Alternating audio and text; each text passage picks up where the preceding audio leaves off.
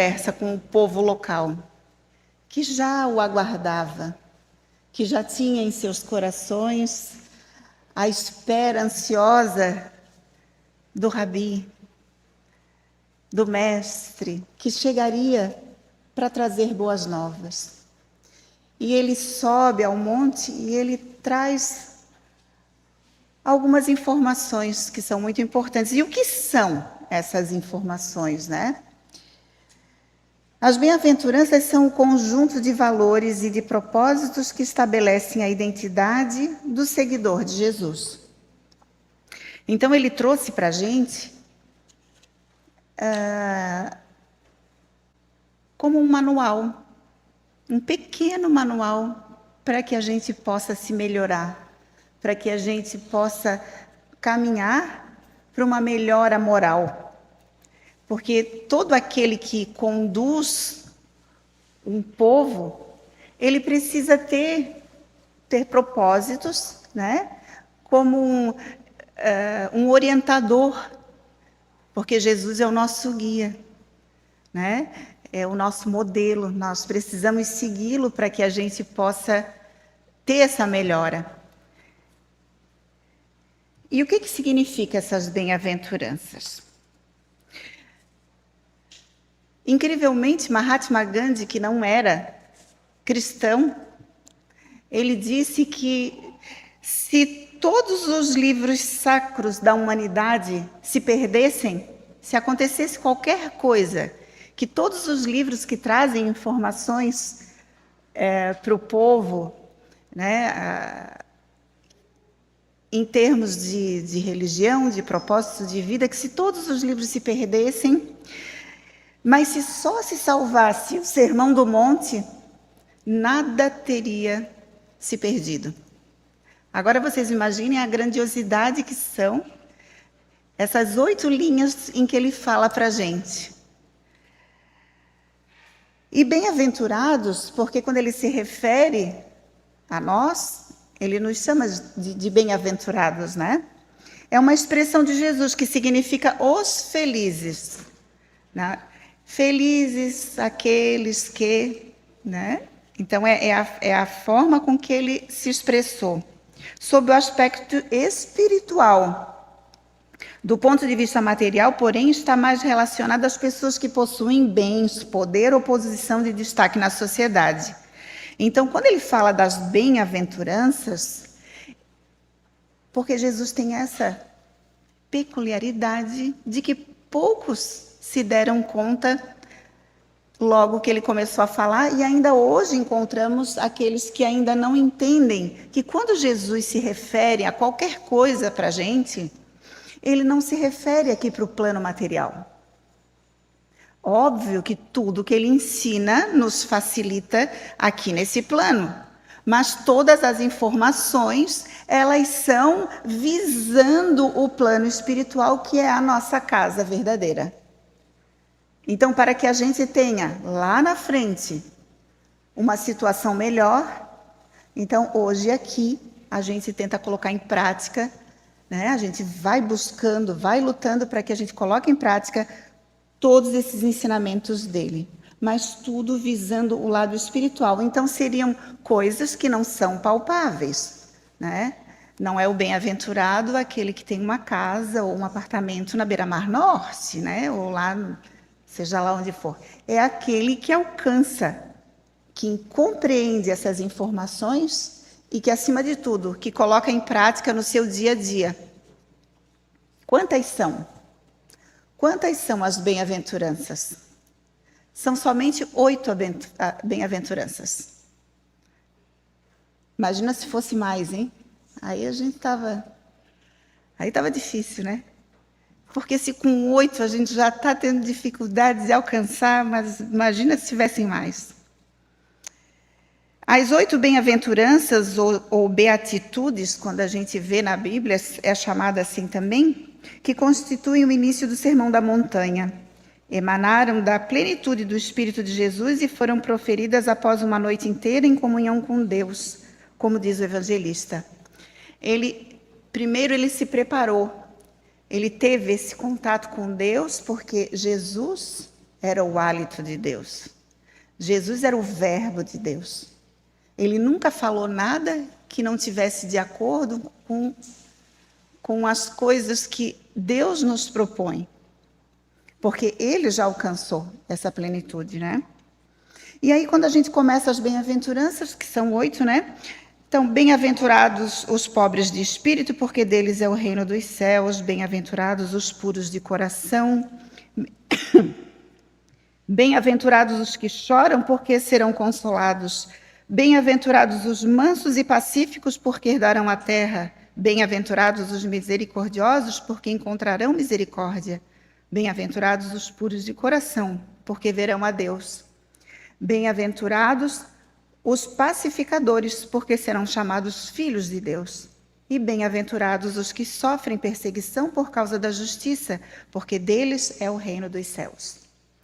Quando a gente vê aqui o primeiro item, bem-aventurados os pobres de espírito, porque deles é o reino dos céus, a gente pode, de repente, interpretar de que se a gente for viver de uma forma bem simples, morar lá numa casinha, sem nada, vivendo sem os atrativos da terra, nós vamos alcançar o reino de Deus. Mas não é por aí. Quando Jesus fala sobre os pobres de espírito, ele fala sobre a humildade que nós precisamos ter. Por que ele fala da humildade?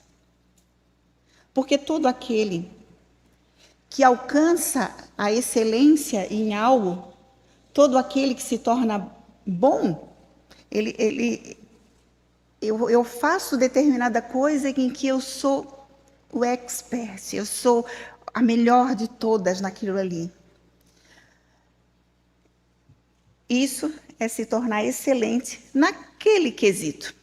Mas quando a gente se dá conta de que a gente é bom só naquilo ali e de que a gente tem tantas outras coisas para aprender, quando o orgulho não bate, porque normalmente aqueles que alcançam a forma do conhecimento, da ciência,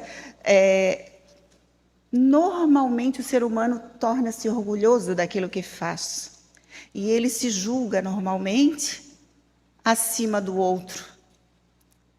Quando se fala da humildade, é aquele que sabe tudo sobre aquilo ali, ele se dá conta de que ele não sabe tudo e ele sabe que ele precisa do outro. Porque juntos operamos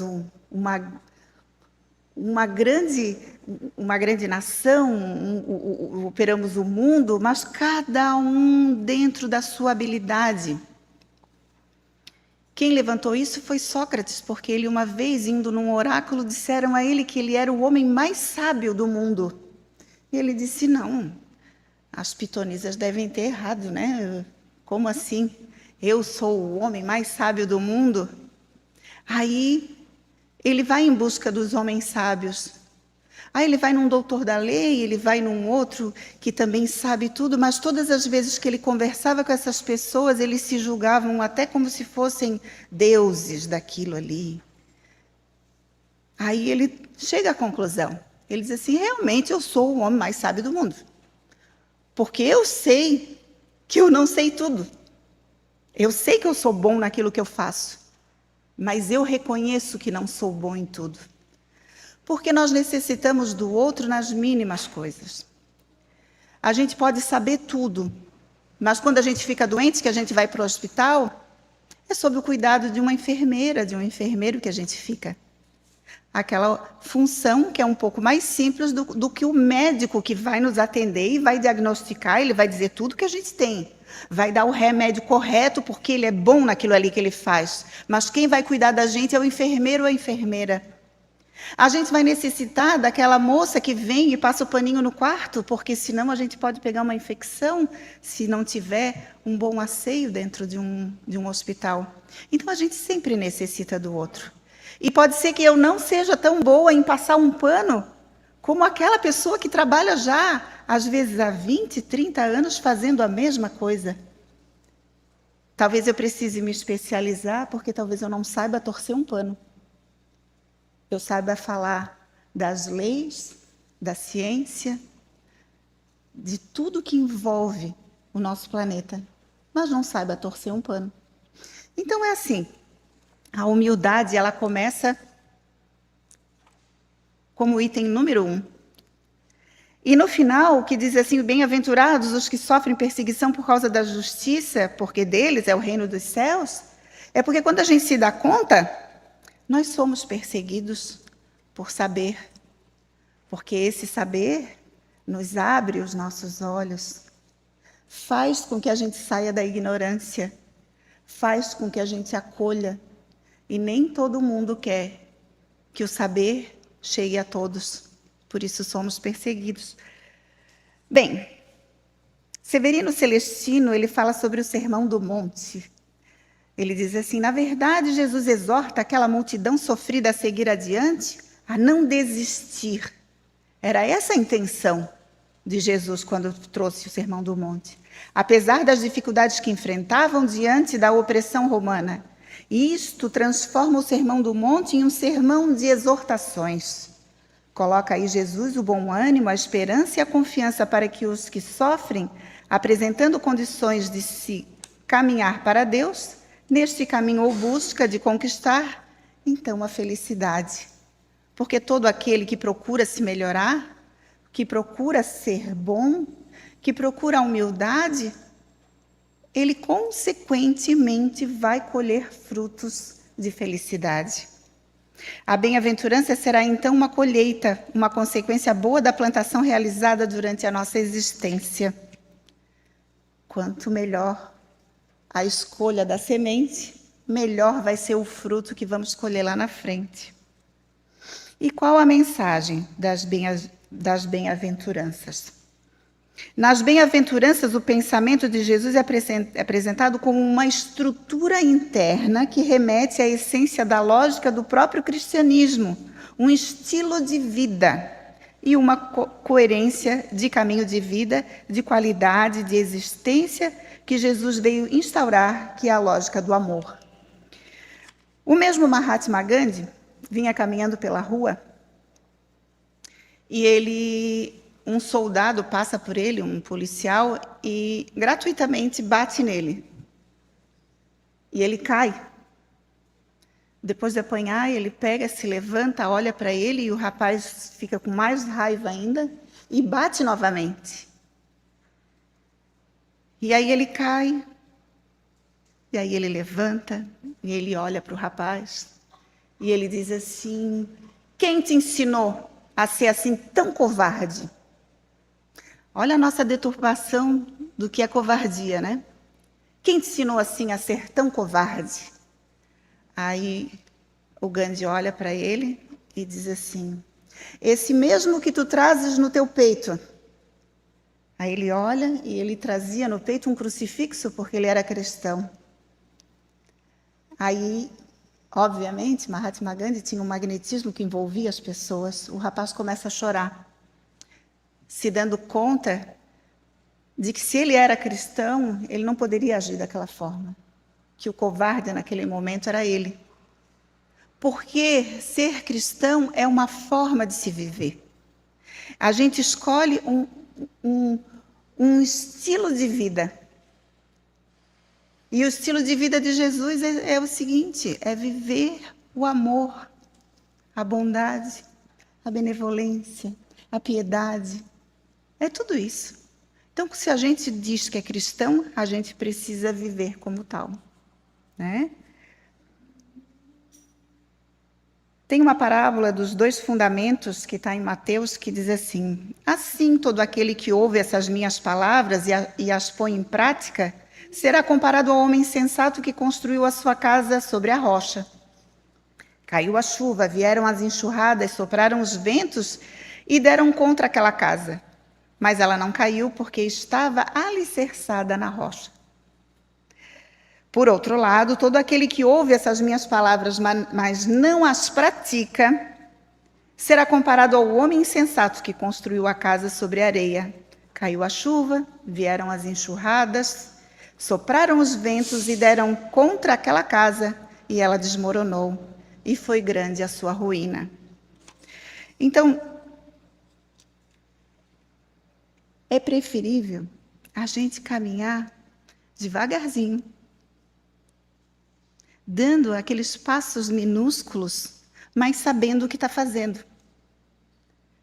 Fazendo as melhores escolhas com consciência, não vivendo, como diz a música, deixa a vida me levar, né? Vida leva eu.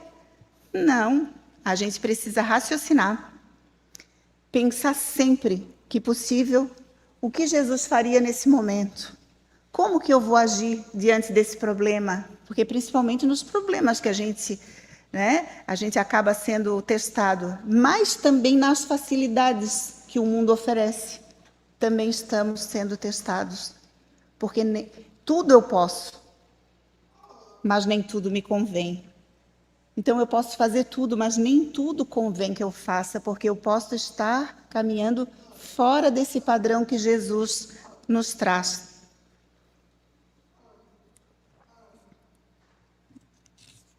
Emmanuel, ele tem uma fala que se chama Bem-aventuranças, que está no livro Pão Nosso. O problema das bem-aventuranças exige sérias reflexões, antes de interpretado por questão líquida nos bastidores do conhecimento. Então, todas essas bem-aventuranças é necessário que a gente pense muito bem, que a gente estude sobre elas, porque normalmente tudo que Jesus traz para a gente tem uma infinidade de olhares e situações que a gente pode aplicar. Então é necessário estudo. Confere Jesus a credencial de bem-aventurados aos seguidores que lhe partilham as aflições e trabalhos. Todavia, cabe-nos salientar que o Mestre categoriza sacrifícios e sofrimentos à conta de bênçãos educativas e redentoras. Surge então o imperativo de saber aceitá-los. Esse ou aquele homem serão bem-aventurados por haverem edificado o bem na pobreza material, por encontrarem alegria na simplicidade e na paz, por saberem guardar no coração longa e divina esperança. Porque nem sempre aquele que tem tudo é aquele que é feliz. Né? O próprio Evangelho fala, tem uma fala lá que ele diz assim, menina, né? Ele fala da menina que está lá olhando as moças de vestido bonito, indo para a festa, e ela queria tanto ter um vestido bonito para ir para a festa. E ele diz assim, olha, nem tudo aquilo é a verdadeira, né? É verdade ou é felicidade, porque de trás dos vestidos, por trás daquele luxo, existem corações sofridos, maus tratos, abandono, coisa que ela não vivenciava dentro da casa dela. Então ele pede que ela se mantenha pura nos seus pensamentos, para que ela não queira aquilo que só faz bem aos olhos. Mas a adesão sincera às sagradas obrigações do título, o mestre, na supervisão que lhe assinala os ensinamentos, reporta-se às bem-aventuranças eternas. Entretanto, são raros os que se aproximam delas, com a perfeita compreensão de quem se avizinha do tesouro imenso. A maioria dos menos favorecidos no plano terrestre, se visitados pela dor, preferem a lamentação e o desespero. Se convidados ao testemunho de renúncia, resvalam para a exigência descabida e quase sempre, ao invés de trabalharem pacificamente, lançam-se às aventuras indignas de quantos se perdem na desmesurada ambição. Vamos dar um exemplo para isso. Uma mulher que venha com bastante dificuldade de alimentar um filho, dificuldade de manter a casa. Muitas vezes as escolhas são erradas. Ela vai, ao invés dela ir buscar o trabalho, de se manter digna, de fazer prece, de ir em busca de ajuda, de vir numa igreja, numa casa espírita, vir contar o seu problema, porque o Evangelho também diz que bem digna é a mulher que se abaixa a cabeça e vem pedir no momento de necessidade. Ela pode vir a se prostituir, vender o seu corpo para conseguir aquela forma de receber o dinheiro mais fácil. Ali ela se perde. Da mesma forma, né, que vamos dar um exemplo do homem também, um homem que busca um assalto, um roubo, ao invés do trabalho, porque é mais fácil, mais rápido, e às vezes as coisas até se propiciam para que aquilo aconteça, para que a gente seja testado. E ali é que é a grande provação, de a gente passar pela dificuldade de cabeça erguida, com Jesus no coração, sabendo que um dia a dificuldade está imensa e as coisas se modificam de uma hora para outra, diante da nossa persistência em se manter na retidão. Porque vem sempre o prêmio, digamos assim, daquela nossa dificuldade. Aí vem aqueles momentos que a gente consegue respirar melhor e consegue seguir adiante. E aí a gente se sente fortalecido, porque a gente olha e diz assim: eu venci. Venci todas as tentações do mundo, venci todas as dificuldades. E ali a gente vai caminhando sempre para uma melhora. Ofereceu Jesus muitas bem-aventuranças, raros, porém, desejam-nas. É por isso que existem muitos pobres e muitos aflitos que podem ser grandes necessitados no mundo, mas que ainda não são benditos no céu. Porque é necessário que a gente aceite a dificuldade, sem cultivar no nosso coração a raiva, o egoísmo, a inveja. Por que eu passo por essa dificuldade e o meu irmão está tão bem? Por que eu passo pela dificuldade e o meu vizinho tem tudo aquilo? Né? A gente, às vezes, quer o que o outro tem, mas não sabe o custo de ter aquilo ali. A dificuldade e o empenho. Porque o próprio Jesus, ele disse, quando a mãe pede para que os filhos, né, um esteja à direita e outro à esquerda, ele pergunta assim: eles estão aptos a beber do meu cálice? O que é beber o cálice de Jesus Cristo? É a gente conseguir estar de pé. Diante dessas dificuldades, a gente se mantém em prece, com o nosso pensamento voltado para Deus, sabendo o que é certo, escolhendo o que é certo. E, na maioria das vezes, a gente foge disso, porque a gente sempre acaba pendendo para a porta mais larga. Quanto mais a gente passa pela porta estreita, maior é a porta para o retorno para Deus, para a espiritualidade. As portas estreitas, elas estão aqui. A gente vai querer porta estreita para sempre? Ou a gente quer viver bem? Com harmonia, com o nosso coração em paz. E tem outra coisa que é muito importante para que a gente também coloque em prática essas bem-aventuranças. Porque a bem-aventurança também fala daquele que quer a paz, né? A gente quer a paz. E depois, mais adiante, ele fala nos pacificadores, né? Que são bem-aventurados também. Aquele que se mantém em paz, ele já está num caminho maravilhoso. Quando a gente entende muito essa questão da paz, que a paz vem de dentro, que a paz é algo construído, que por mais que a turbulência esteja aqui fora, aqui dentro é necessário que esteja o nosso coração em paz, e principalmente a nossa mente, aí a gente passa a influenciar o outro que convive com a gente. E aí nos tornamos pacificadores, porque aí a gente começa a pregar, e onde a gente vai, que a gente vê o mínimo de desentendimento, a gente, com amor, a gente vai destruindo aquelas raízes da guerra, mas das guerras íntimas, principalmente.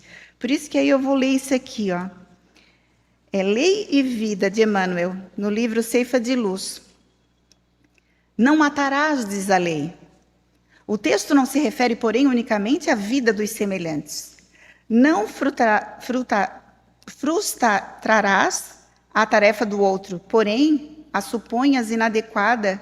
Não dilapidarás a esperança de ninguém. Não destruirás a coragem daqueles que sonham ou trabalham em teu caminho. Não aniquilarás com inutilidades o tempo de teus irmãos. Não extinguirás a afeição na alma alheia.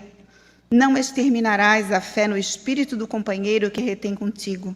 Reflitamos no bem do próximo, respeitando-lhe a forma e a vida.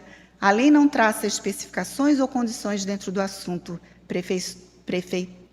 Preceitua simplesmente: não matarás. E o que significa isso? Eu não mato ninguém, não matei ninguém, nem pretendo matar ninguém, né? Pelo menos nessa vida agora. Mas esse não matarás não se diz propriamente nessa questão de vir a tirar a vida alheia. E quando a gente mata, às vezes, os sonhos, os ideais, a gente consegue matar a fé do outro. Tu acreditas nisso? Não, eu não acredito. Aí já deixa a pessoa insegura. Quando alguém chega e diz assim, nossa, eu conheci fulano. Ah, não, esse cara é muito feio. Ou essa moça é muito feia. Aí já deixa o outro com aquele sonho e aquela luz apagada. Quando alguém sonha muito em alcançar algo que naquele momento é inalcançável. Alguém de pouca renda, estudando em um colégio público e diz assim, eu vou ser médico. Aí a pessoa diz assim, não sei como, estudar na escola que tu estudas? Tu vai ter dinheiro para comprar um livro? Não vamos matar os sonhos de ninguém. Vamos sim incentivar aquilo que é bom. Porque eu tive parentes que, para ir para a escola, carregavam os livros dentro de um saco de arroz que a minha tia abria, colocava os livrinhos dele dentro do saco do arroz e lá iam eles para a escola. Muitas vezes tiravam o sapato para chegar até a escola para não sujar o sapato porque estava chovendo e aí quando chegava na escola limpava o pé, botava o sapato. Hoje todos os filhos dela são engenheiros, médicos, todos com formação. Todos se formaram na faculdade. Já pensou se a minha tia tivesse dito, meus filhos, a gente é tão pobre, a gente não vai conseguir? Não, ela fez o contrário. Ela estimulou. Então isso é lindo. Então não vamos matar. Porque daí, quando a gente vive assim, vivendo a alegria do outro, nós também estamos fazendo a nossa alegria e a nossa paz. Porque a paz é um bem que não tem preço.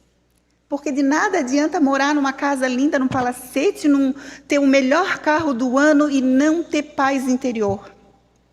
É muito triste quem não tem paz. É muito triste quem traz as amarguras dentro do peito. E vive naquela angústia, anda para um lado, bota um vestido lindo e o coração dilacerado.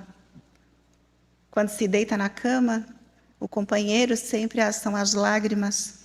E às vezes num lar humildezinho, sem luxo, sem riqueza, de noite se escuta as risadas e as alegrias das crianças.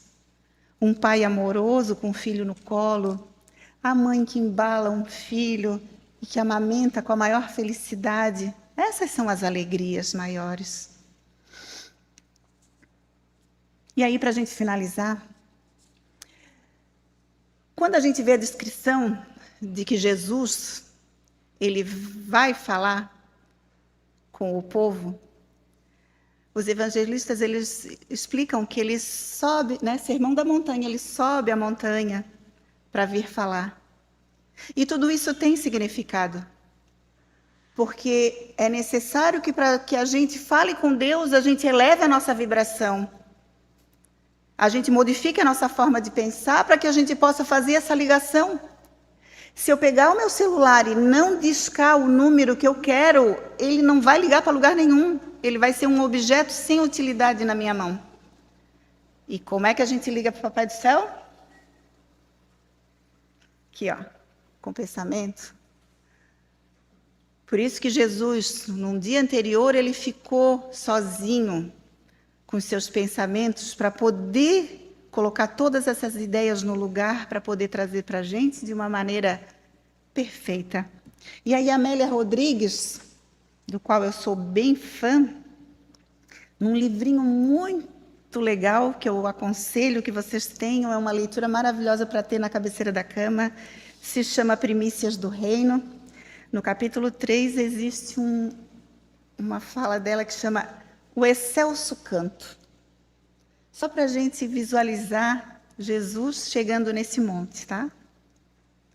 Porque ela diz assim, galgar Subir a montanha pode significar vencer os óbices que perturbam o avanço na jornada evolutiva.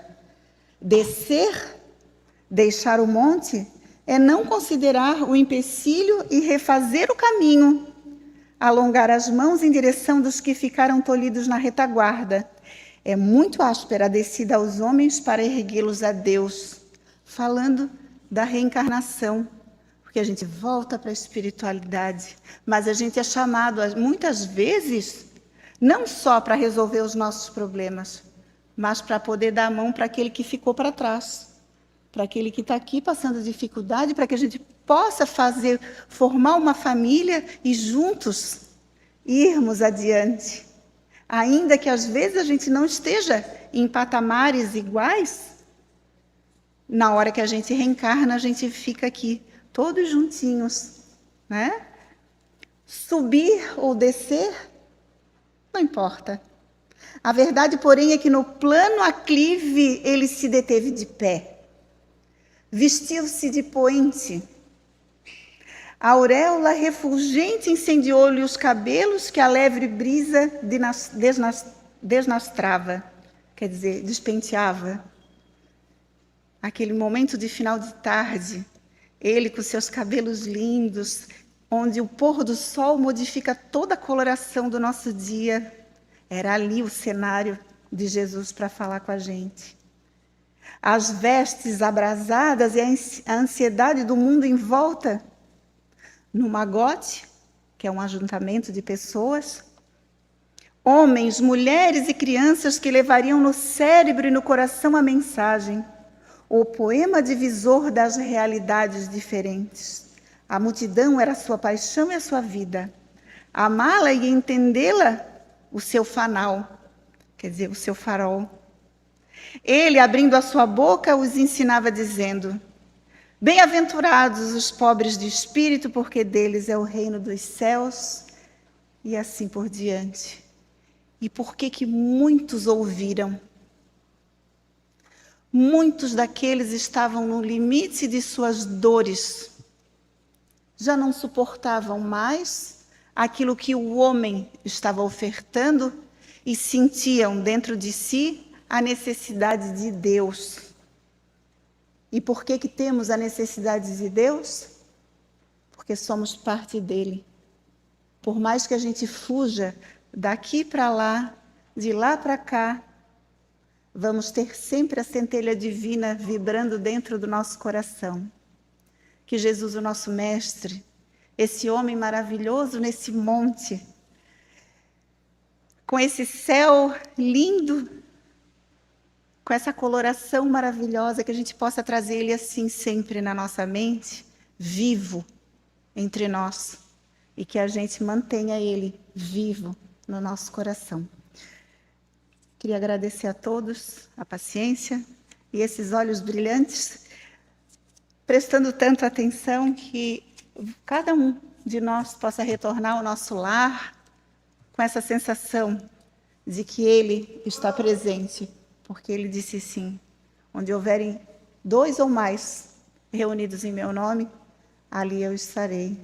Que Jesus seja bem-vindo no nosso coração. Obrigada.